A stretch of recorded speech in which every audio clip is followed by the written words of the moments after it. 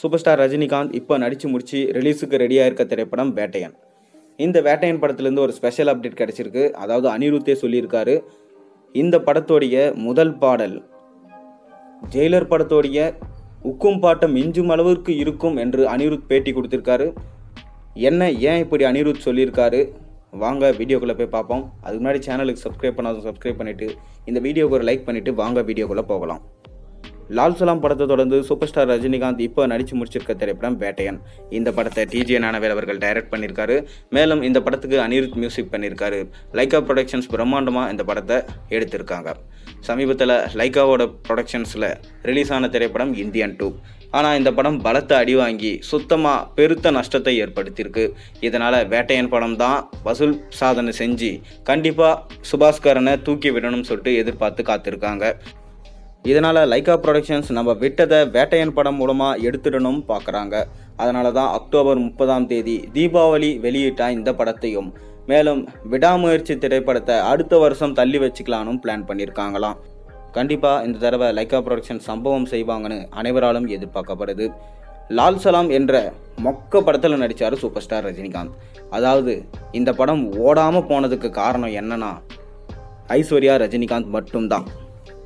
அவங்க இந்த படத்துக்கு அந்த மாதிரி இருக்கும் இந்த மாதிரி இருக்கும்னு சொல்லிட்டு ஓவராக பில்டப் கொடுத்தாங்க. அந்த கேரக்டருக்கு சூப்பர் ஸ்டார் ரஜினிகாந்த் தேவையே கிடையாது. மொக்கையான ஒரு கேரக்டருக்கு நம்ம மிக பெரும் லெஜண்டான சூப்பர் ஸ்டார் ரஜினிகாந்தை எடுத்துன்னு போய் நடிக்க வச்சு ரொம்ப மொக்க பண்ணிட்டு இருப்பாங்க நம்ம ஐஸ்வர்யா ரஜினிகாந்த். மேலும் இந்த படம் அந்த மாதிரி இருக்கும் இந்த மாதிரி இருக்கும் வேறு லெவலில் இருக்கும், என் படத்தை நீங்கள் பெரிய படங்களோடு எடுத்துன்னு போய் வைப்பீங்க அப்படின்னு அவங்க பேசும்போதே பார்த்தீங்கன்னா ரசிகர்கள் பயங்கரமாக கலாய்ச்சி தள்ளிட்டாங்க. அப்படி இருக்கும்போது கடைசியில் என்ன சொன்னாங்கன்னா, இந்த படத்தோட ஹார்ட் டிஸ்க் மிஸ் ஆகிடுச்சு, அதனால தான் இந்த படம் ஓடலை அப்படின்னு சொல்லிட்டு சூப்பர் ஸ்டார் ரஜினிகாந்தோட ஃபேன்ஸ் எல்லாரோட அடி வயத்துலையும் ஹார்ட் ஆஃப் பாம்பு வச்ச மாதிரி ஆச்சு. என்ன ஹார்ட் டிஸ்க் காணாமா?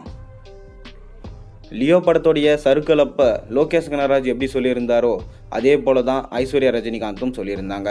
அதாவது லோகேஷ் என்ன சொன்னார்னா, இது மன்சூர் அலிகான் சொன்ன கதைங்க, அதுக்கும் எனக்கும் சம்மந்தம் கிடையாது, அவர் என்ன வேணாலும் யோசிச்சு சொல்லியிருக்கலாம், படம் வேற அப்படின்னு எப்படி சமாளித்தாங்களோ அது போல தான் பார்த்தீங்கன்னா ஐஸ்வர்யா ரஜினிகாந்தும் சமாளித்தாங்க.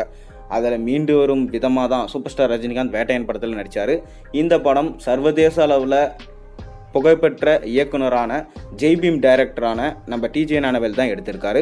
லைக்கா ப்ரொடக்ஷன்ஸ் பிரம்மாண்டமாக ப்ரொடக்ஷன் பண்ணியிருக்காங்க. அனிருத் மியூசிக் பண்ணியிருக்காரு. இந்த படத்தில் ரிட்டையரான போலீஸ் அதிகாரி தான் சூப்பர் ஸ்டார் ரஜினிகாந்த் நடிச்சிருக்காரு.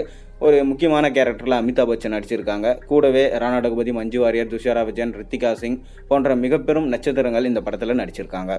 இந்த படத்துடைய முதல் பாடல் இப்போ ரிலீஸுக்கு ரெடியாக இருக்குது. அதாவது படம் அக்டோபர் 30 ரிலீஸ் ஆகுதுன்றதுனால முதல் பாடலை சுதந்திர தின விழா ஸ்பெஷலாக ரிலீஸ் பண்ணலான்னு பிளான் பண்ணியிருக்காங்க.